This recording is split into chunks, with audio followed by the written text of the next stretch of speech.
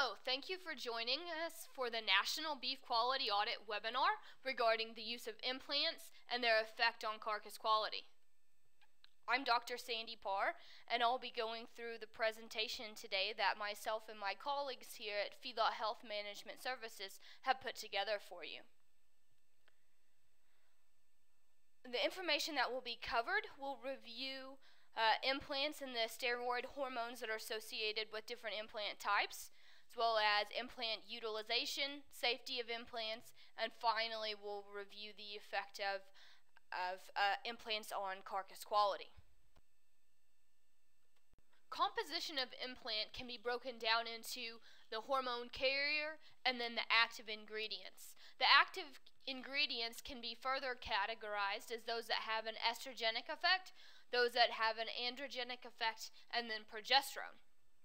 For the carrier, common carriers are cholesterol, lactose, or polyethylene glycol, and the carrier, such as cholesterol, would be mixed with one or more active ingredients, and that mixture would be compressed into a pellet. An implant is going to be composed of two or more of those compressed pellets, except for a couple different implants that rather than having a pellet, the estrogen is infused into a rubber matrix.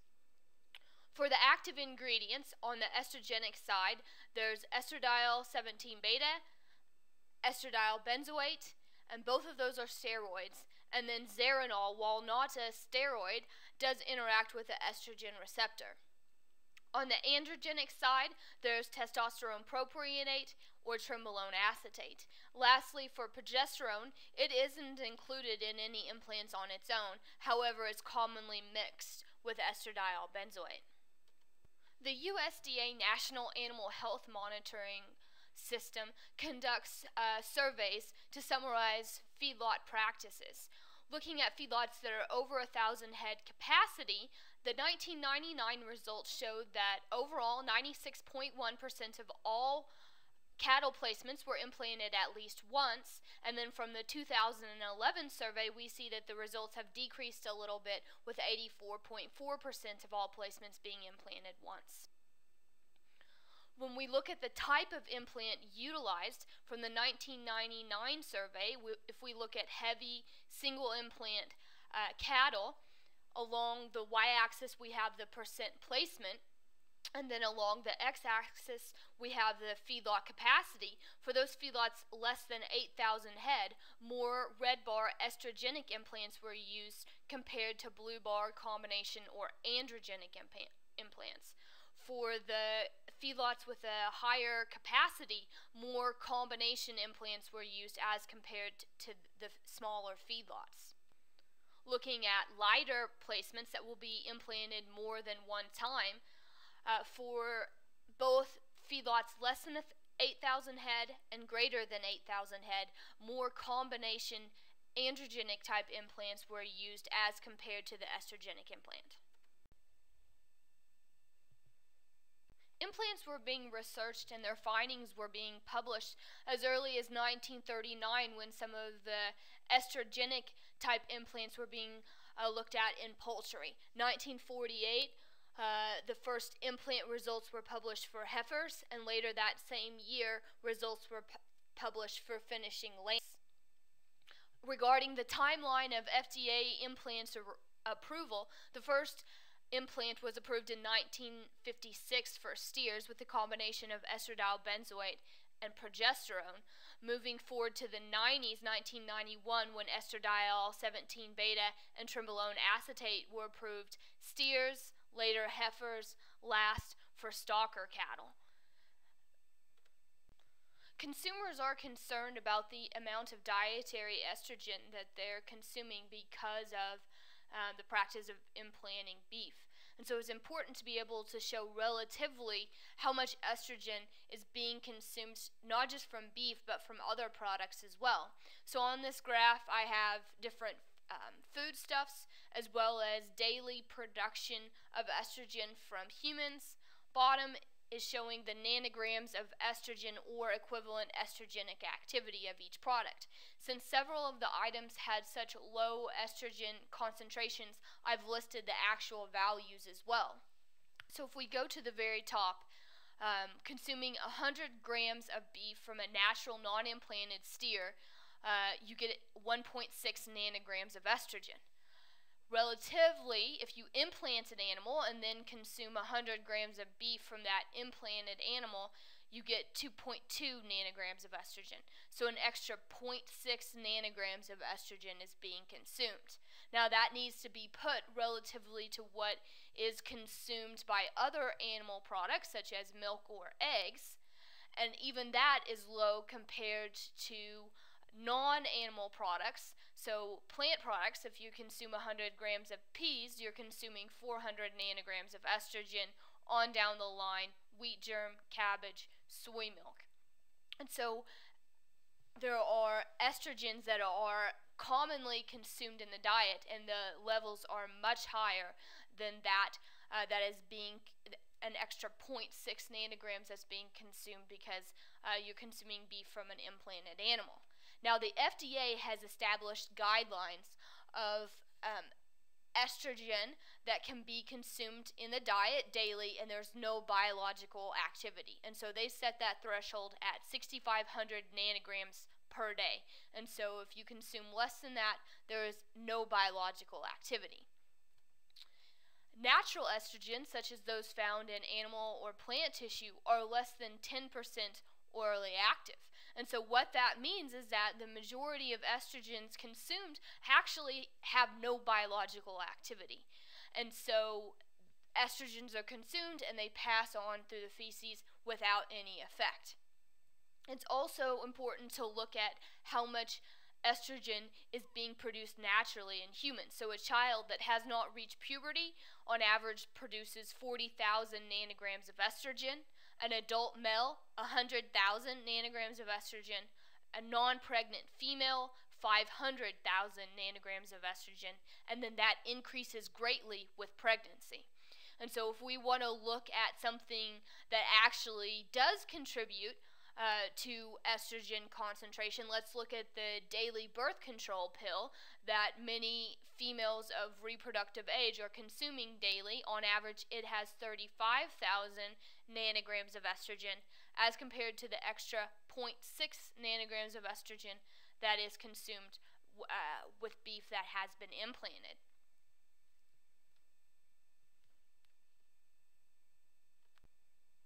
When we have the same graph set up to look at testosterone or trenbolone residues, 100 grams of beef from a natural non-implanted steer contains 2 nanograms of testosterone, whereas an implanted steer, 100 grams has 23 nanograms of trenbolone.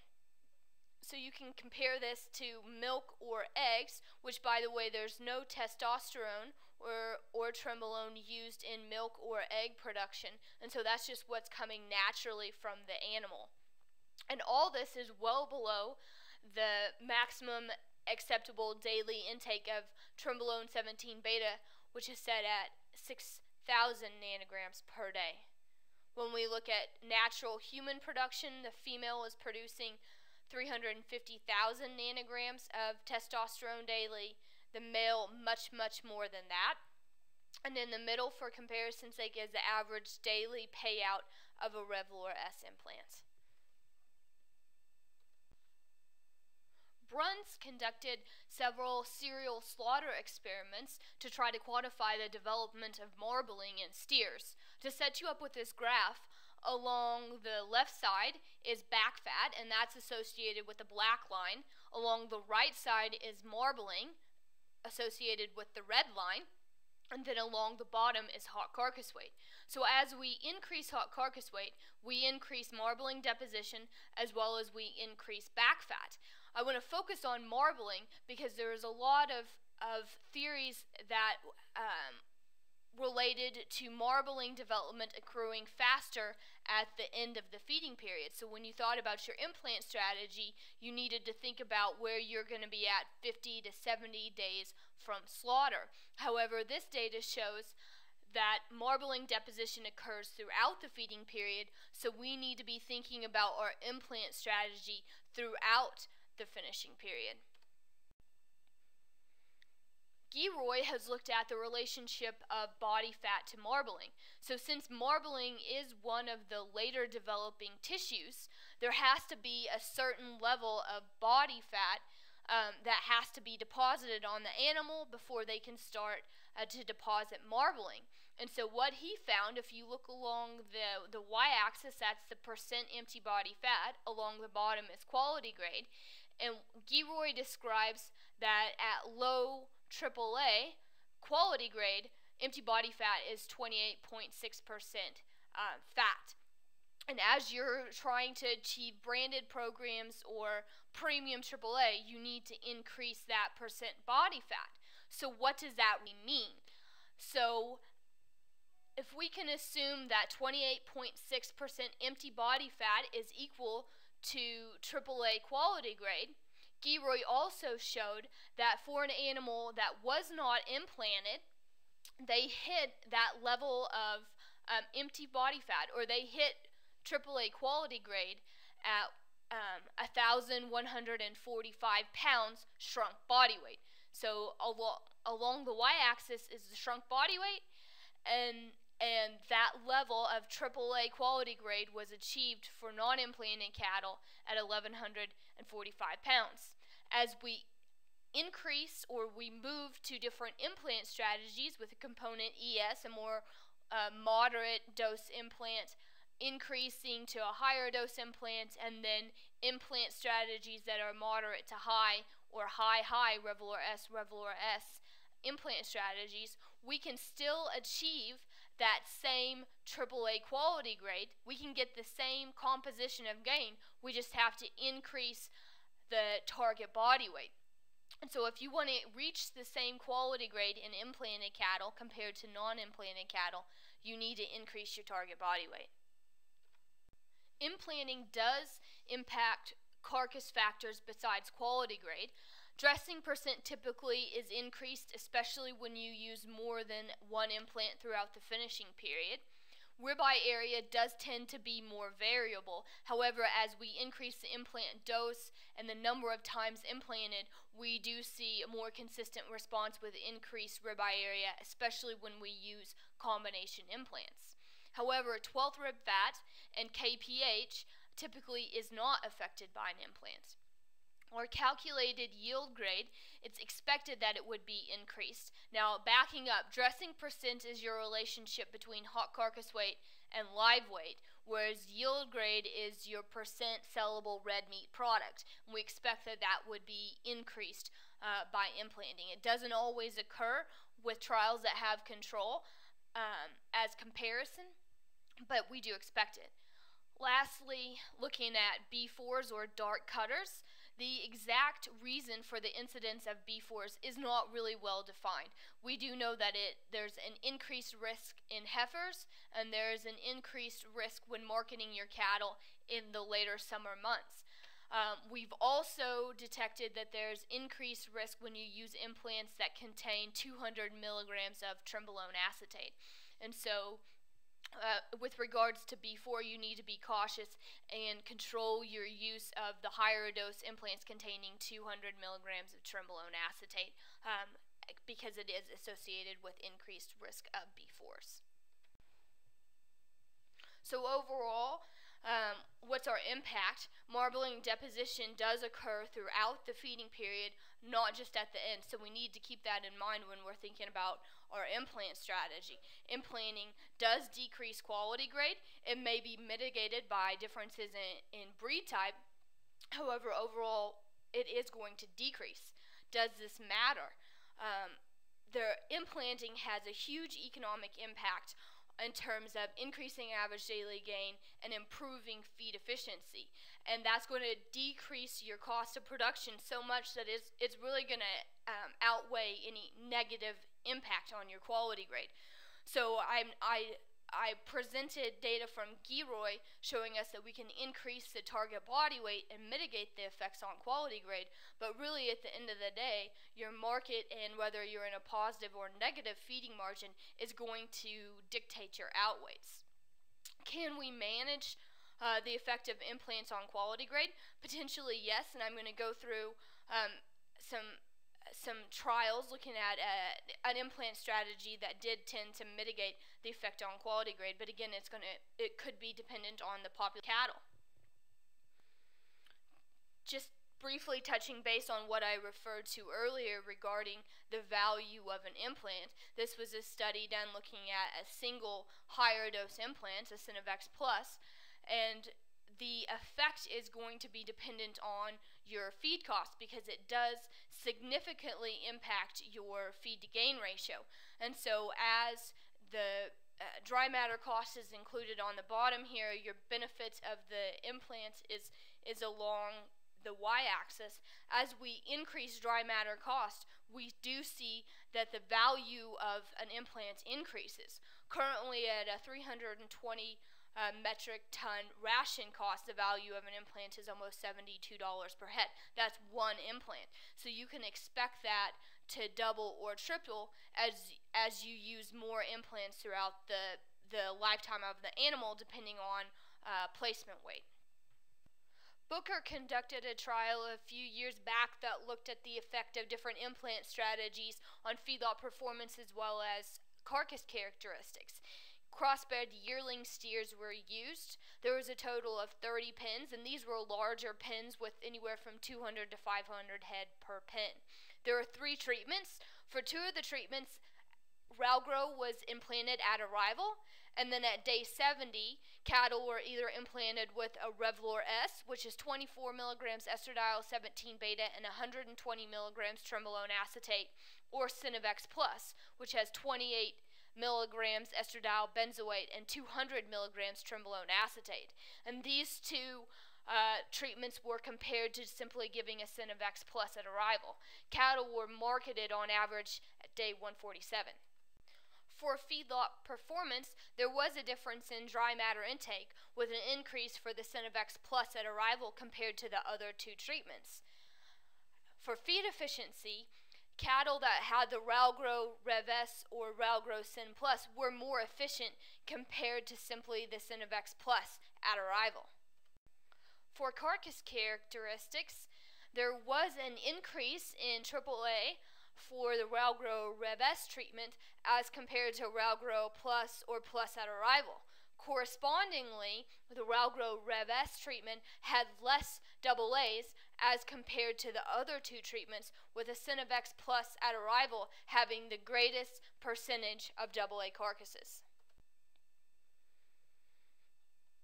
One thing I do want to point out was the rider rate, and we did see that those that received the higher dose implant at arrival had more riders as compared to those that received the lower dose estrogenic Ralgro implant at arrival. For the economic analysis, after we account for riding activity, differences in quality grade, as well as feed efficiency across the 3 treatments, we can see that compared to the Synovex Plus at arrival, there was an $8.80 advantage for the Ralgro Rev S program.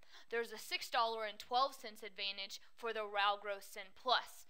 And so when we think about implants and their effect on quality grade, we really need to think about managing the strategy and using lower or delay implanting up front and waiting to use the higher dose implant until later on in the feeding period.